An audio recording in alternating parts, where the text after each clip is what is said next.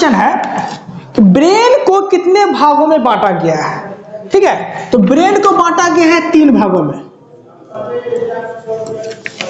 दूसरा क्वेश्चन है hypothalamus brain के किस भाग में होते हैं।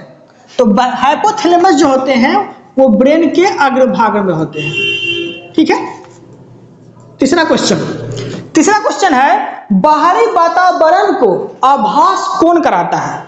ठीक है, मतलब ब्रेन का कौन सा भाग ऐसा है जो बाहरी वातावरण को आभास कराता है। जैसे मुझे ठंड लग रहा है, कपड़ा पहनेंगे, स्वेटर पहनेंगे, गर्मी लग रहा है, फैन चला दिए, तो बाहरी वातावरण को आभास कौन कराता है, ब्रेन का कौन सा पार्ट, तो यह कराता है थैलेमस।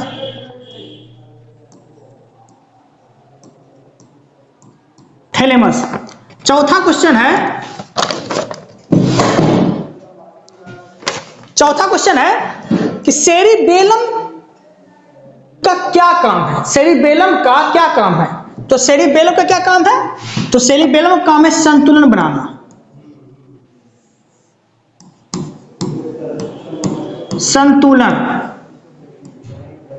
सेरिबेलम का क्या काम है, तो ब्रेन के पार्ट में होते हैं सेरिबेलम, इसका काम है संतुलन बनाना। ठीक है। 5 नंबर क्वेश्चन है उपापचय क्रिया को कौन नियंत्रित करता है। उपापचय क्रिया को कौन नियंत्रित करता है, तो उपापचय क्रिया को नियंत्रित करता है मेडुला ऑब्लोंगेटा। मेडुला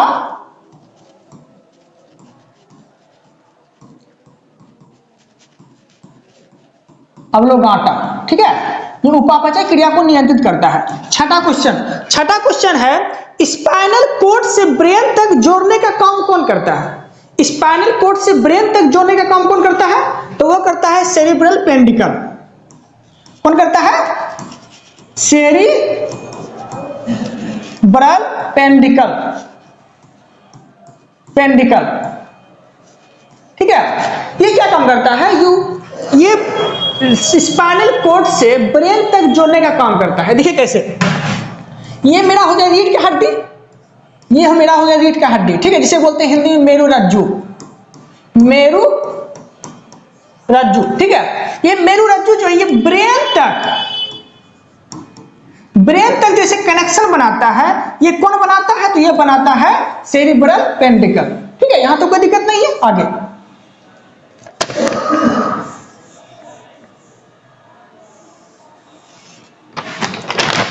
7वां क्वेश्चन है चिंतन इच्छा शक्ति बुद्धिमान का काम कौन करता है। ठीक है, चिंतन इच्छा शक्ति ये जो नॉलेज इकट्ठा करते हैं तो ब्रेन के किस पार्ट में रखते हैं, तो ये रखते हैं सेरिब्रम में। ठीक है, सेरिब्रम में।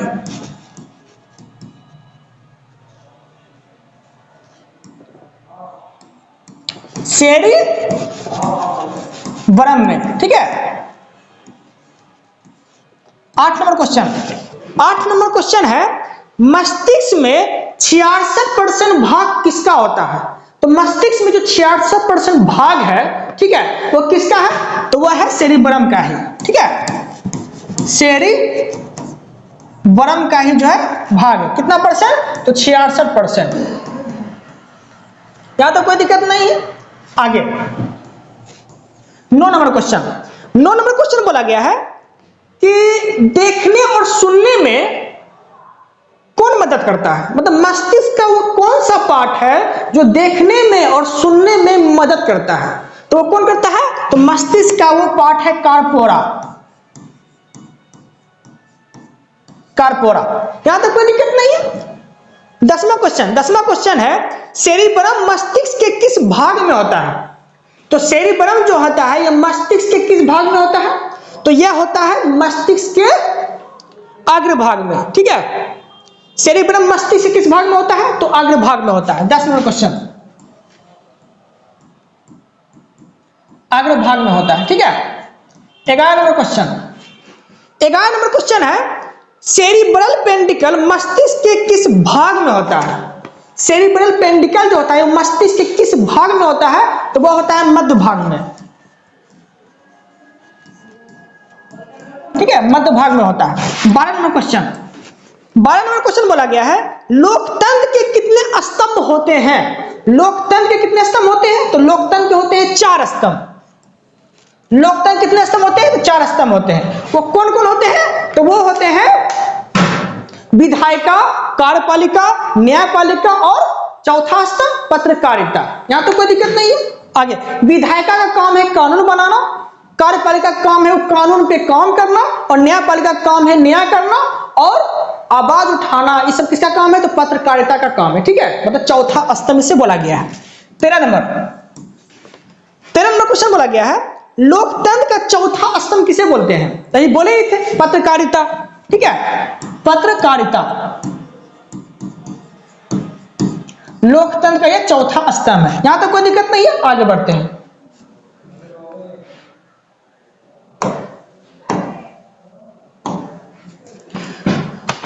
आगे क्वेश्चन है 13 नंबर हो गया। 14 नंबर, विधायिका का काम क्या है? तो विधायिका का काम क्या है? 14 नंबर क्वेश्चन बोला गया है, विधायिका काम क्या है? तो ये इसका काम है कानून बनाना। कानून का जो निर्माण होता है ये कहां होता है? तो ये होता है विधायिका में। ठीक है, कानून का निर्माण कहां होता है? विधायिका में। 15 नंबर क्वेश्चन है, विधायिका में केंद्र में कानून कौन बनाता है? विधायिका में केंद्र में कानून कौन बनाता है? तो केंद्र में बनाता है संसद। विधायिका में जो केंद्र में कानून बनाता है वो बनाता है संसद। और संसद कितने सदन होते हैं? तो वो होता है 2। कौन कौन? तो राज्यसभा और लोकसभा। ठीक है, राज्यसभा और लोकसभा। और अंग बोलेगा तो 3। ठीक है, इसमें राज्यसभा लोकसभा होगा, इसमें खाली राष्ट्रपति जोड़ दीजिए। ठीक है, 16 नंबर क्वेश्चन है, संसद के कितने अंग होते हैं? तो बोलबे किया हम, संसद की 3 अंग होते हैं, लोकसभा, राज्यसभा और तीसरा राष्ट्रपति। राज्य में कानून कौन बनाता है? राज्य में कानून कौन बनाता है? तो राज्य में कानून बनाता है विधानमंडल। 17 नंबर क्वेश्चन है कि राज्य में कानून कौन बनाता है? तो बनाता है विधानमंडल। अब विधानमंडल कितने अंग होते हैं? तो इसमें होता है विधान सभा और विधान परिषद। ठीक है, और विधानमंडल के अंग बोल दिया तो इसमें सिर्फ राज्यपाल जोड़ दीजिए। ठीक है, उम्मीद है कि आप लोग को यहां तक कोई दिक्कत नहीं होना चाहिए। 18 नंबर हो गया। 19 नंबर, लोकतंत्र के कितने स्तंभ होते हैं? नाम लिखना है। ठीक है, देखिए लोकतंत्र के होते हैं 4 स्तंभ। कौन कौन? तो विधायिका, पहला क्या होता है? विधायिका। दूसरा क्या होता है? तो दूसरा होता है कार्यपालिका, ठीक है। और तीसरा क्या होता है? तो तीसरा होता है न्यायपालिका। और चौथा क्या होता है? चौथा पत्रकारिता। यहां तो कोई दिक्कत नहीं है। आगे क्वेश्चन है, कार्यपालिका का क्या काम है? कार्यपालिका क्या काम है? 22 नंबर क्वेश्चन है। तो कार्यपालिका का काम है काम करना। जो भी कानून बनेगा विधानमंडल में वो काम करना। ठीक है, 23 नंबर क्वेश्चन है, न्यायपालिका का काम क्या है? तो न्याय करना। न्यायपालिका का काम क्या है? न्याय करना।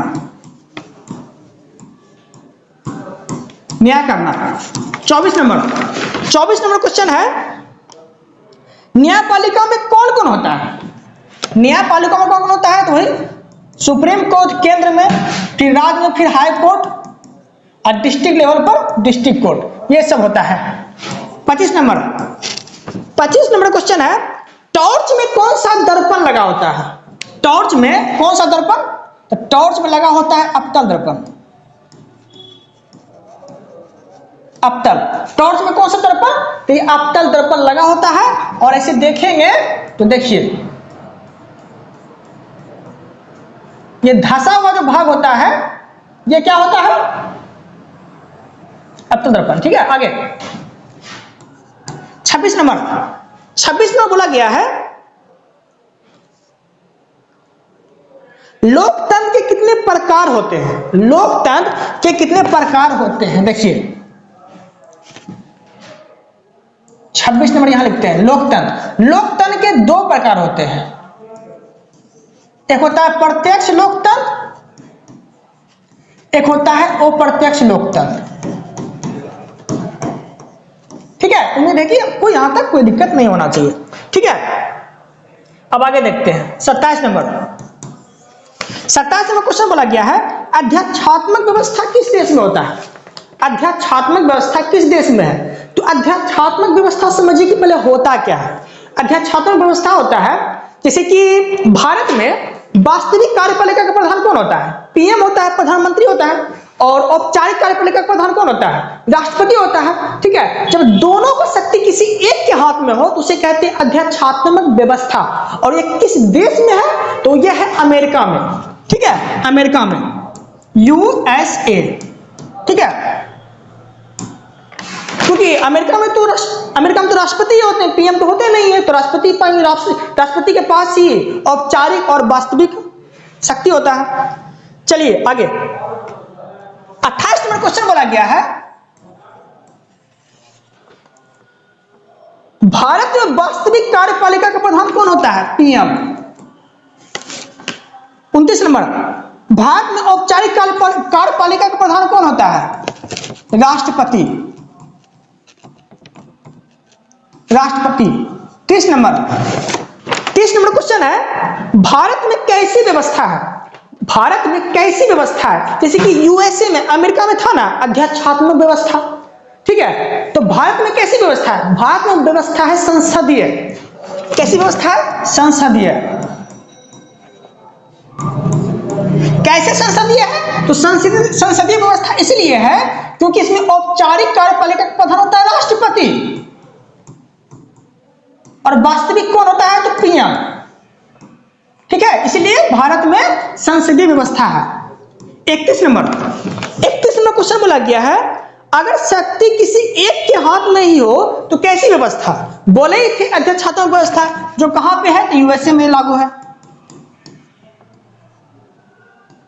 32 नंबर क्वेश्चन है, जहां जनसंख्या कम हो वहां कैसा लोकतंत्र होगा?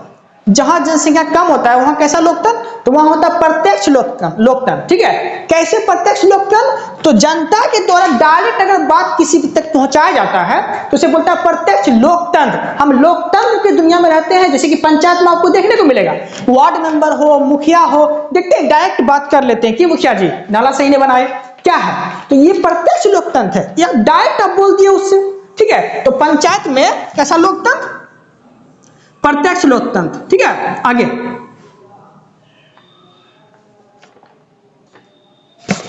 प्रत्यक्ष। और कम जनसंख्या जहां हो, जहां जनसंख्या कम हो तो वहां प्रत्यक्ष लोकतंत्र ही होता है, क्योंकि पंचायत में कम जनसंख्या होता है तो वहां प्रत्यक्ष लोकतंत्र है। चलिए ये हो गया। 34 नंबर आते हैं। 34 नंबर बोला गया है, सांस लेने और सांस छोड़ने की क्रिया को क्या बोलते हैं? तो सांस लेने और सांस छोड़ने की क्रिया को बोलते हैं श्वसन। क्या बोलते हैं? श्वसन। 34 नंबर श्वसन बोलते हैं। ठीक है, अब इसको रिकॉल करते हैं। देखिएगा, सांस जब अंदर ग्रहण करते हैं तो नाइट्रोजन कितना लेते हैं? 78%। ऑक्सीजन कितना लेते हैं? 21%। CO2 कितना लेते हैं? 0.03%। ठीक है, इस सारा गैस को हम कहां रखते हैं? फेफड़ा में रखते हैं। अब फेफड़ा में रखने के दौरान किससे पता चलता है? ये पता चलता है आरबीसी को। और आरबीसी किसके पास लेके जाता है? माइटोकॉन्ड्रिया के पास लेके जाता है। माइटोकॉन्ड्रिया में क्या चल रहा है? तो क्रेब्स चक्र चल रहा है। क्रेब्स चक्र चलने के दौरान कितना एटीपी का निर्माण हो जाता है? 38 एटीपी का निर्माण कर देता है। और 38 एटीपी बराबर कितना ग्लूकोज? तो एक ग्लूकोज का निर्माण होता है। ठीक है, और यही ग्लूकोज मुझे क्या देता है? तो एनर्जी देता है। ठीक है, यहां तो कोई दिक्कत नहीं है। आप समझिए, ये तो ग्रहण किए थे, लेकिन छोड़े कितना परसेंट? सुनिए, छोड़े कितना परसेंट नाइट्रोजन? तो नाइट्रोजन 78% ही छोड़ते हैं, ऑक्सीजन 17% छोड़ते हैं, और 0.03% लिए थे कार्बन डाइऑक्साइड। ये कितना छोड़ेंगे? ये छोड़ेंगे 4%। कोई कोई दिक्कत नहीं है, शोषण कंप्लीट। आगे क्वेश्चन है 37 नंबर। सांस ग्रहण करने के दौरान सारी गैस को कहां रखते थे? तो बोले ही फेफड़ा में रखते हैं सारी गैस को। 38 नंबर। एक ग्लूकोज बनाने के लिए कितना एटीपी चाहिए? एक ग्लूकोज अगर मुझे बनाना है कितना एटीपी चाहिए? तो हम क्या बताए थे? 38 एटीपी। 38 एटीपी बराबर कितना ग्लूकोज? एक ग्लूकोज बनता था, और यही ग्लूकोज मुझे क्या करता था? एनर्जी देता था। ठीक है, यहां तो कोई दिक्कत नहीं है। चलिए आगे क्वेश्चन है एटीपी का पूरा नंबर। एटीपी का पूरा नाम 39 नंबर क्वेश्चन बोला गया है कि एटीपी का पूरा नाम क्या है? तो एटीपी का पूरा नाम होता है एडोसिन ट्राइफॉस्फेट। ठीक है, एडोसिन ट्राइफॉस्फेट होता है। ठीक है, एटीपी का पूरा नाम। यहां तो कोई दिक्कत नहीं है। आगे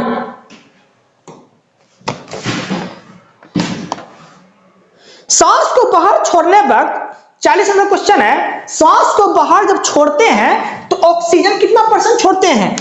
तो ऑक्सीजन छोड़ते हैं 17%।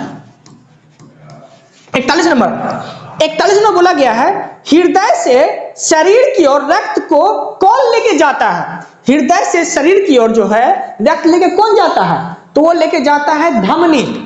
कौन लेके जाता है? धमनी। आगे 42 नंबर क्वेश्चन है शरीर से हृदय की ओर लेके कौन लेके जाता है? रक्त। शरीर से हृदय की ओर रक्त कौन लेके जाता है? तो वो लेके जाता है सीरा।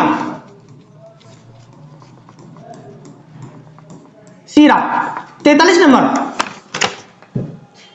मानव शरीर का रक्तचाप कितना होता है? तो मानव शरीर का रक्तचाप होता है 120/80। और इसको किससे नापते हैं? तो स्फेग्नो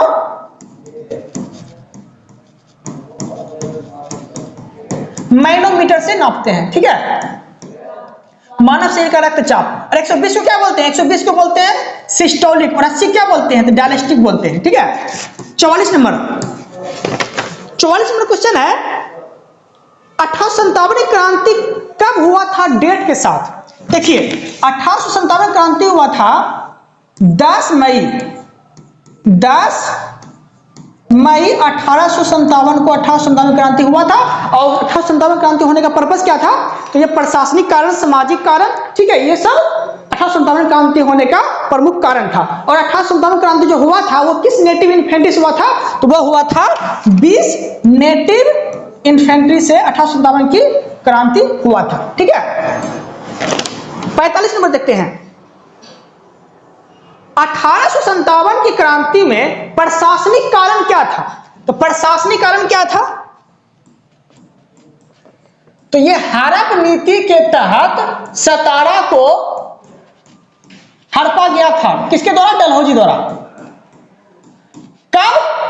तो 1848 में हड़पा गया था। ठीक है, आगे 48 नंबर वीर कुंवर सिंह जो लड़ रहे थे 1857 क्रांति में, वो कहां से लड़ रहे थे? तो वो लड़ रहे थे जगदीशपुर से।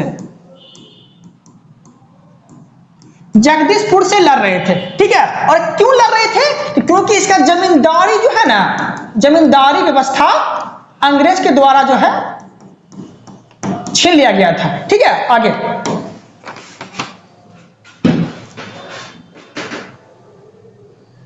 दिल में कितने चैम्बर होते हैं? दिल में कितने चैम्बर होते हैं?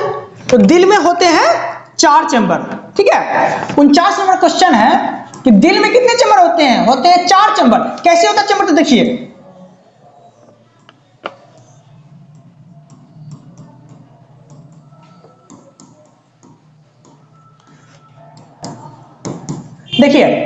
दिल में कितने चैम्बर होते हैं? 4 चैम्बर होते हैं। कौन कौन? तो दायां अलिंद, बायां अलिंद, दायां निलय, बायां निलय। ठीक है, ये 4 चैम्बर होते हैं। लेयर बोलेगा तो कितना लेयर? तो लेयर बोलेगा तो 3 लेयर, चैम्बर बोलेगा तो 4 चैम्बर। ठीक है, चलिए 50 नंबर बोला गया है भारत में सबसे ज्यादा कौन सी मिट्टी पाई जाती है?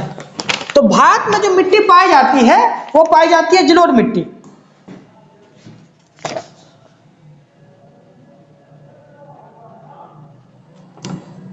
50वां क्वेश्चन है, भारत में कौन सी मिट्टी पाई जाती है? जलोढ़ मिट्टी पाई जाती है। ठीक है, जलोढ़ मिट्टी जो है भारत में सबसे ज्यादा पाई जाती है। ठीक है, अब समझिए ध्यान से मिट्टी का कुछ प्रमुख प्रकार है जो इस तरह से जो हमको बताते हैं, वो देखिएगा।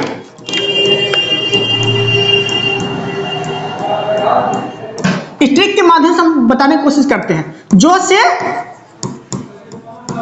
जलोढ़ मिट्टी, लो से लाल मिट्टी, को से काली मिट्टी और रो से रेगुर मिट्टी।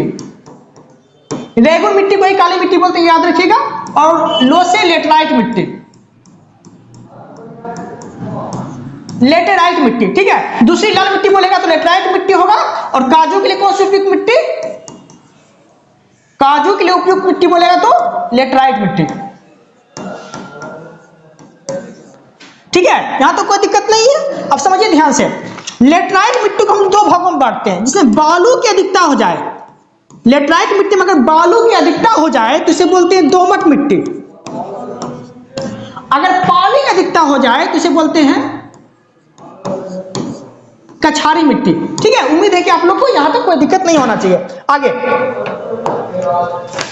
आगे क्वेश्चन है, काजू के लिए कौन सी उपयुक्त मिट्टी मानी जाती है? 51 नंबर, तो लेटराइट मिट्टी बोले ही थे।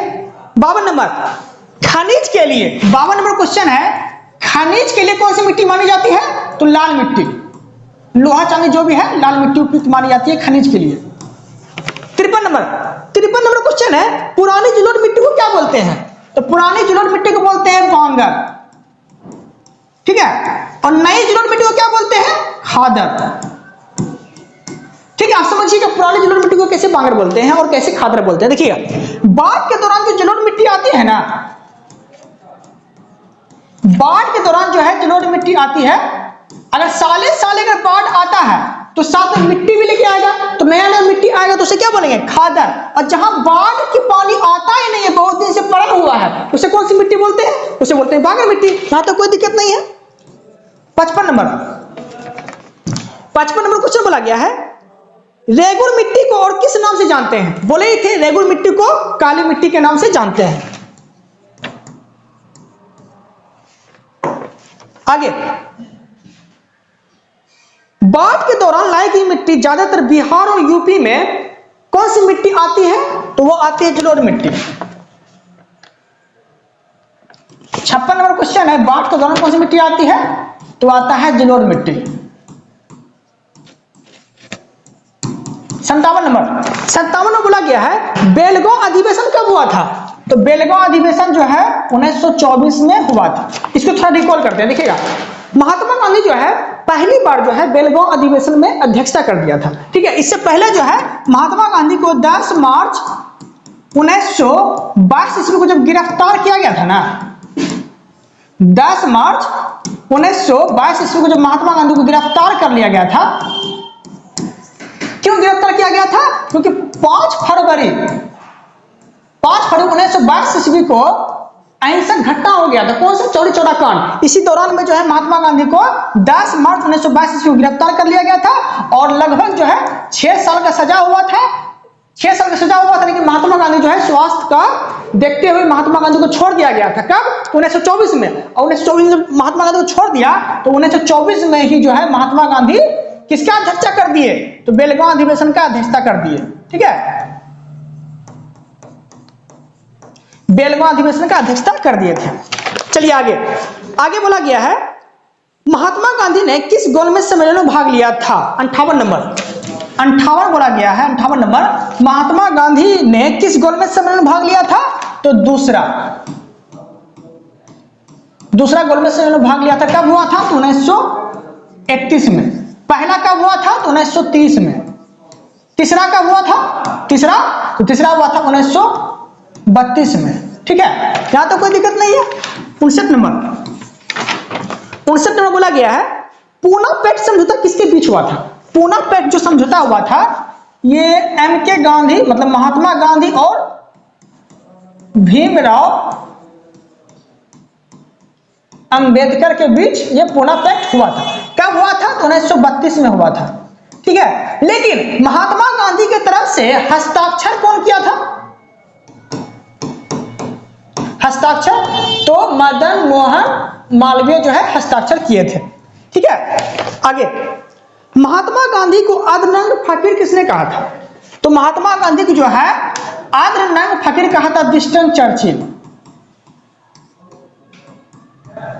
विंस्टन चर्चिल ने जो है आदरनंग फकीर कहा था। हुआ क्या था, जब महात्मा गांधी दूसरे गोलमेज सम्मेलन में भाग लेने के लिए गए थे तो इंग्लैंड में उस वक्त जो इंग्लैंड का प्राइम मिनिस्टर था उसका नाम था रेमजे मैकडोनाल्ड। ठीक है, तो महात्मा गांधी को आदरनंग फकीर जो है इंग्लैंड में ही बोला था। कौन? तो विंस्टन चर्चिल ने। ठीक है, ओके देन इस वीडियो में इतना ही।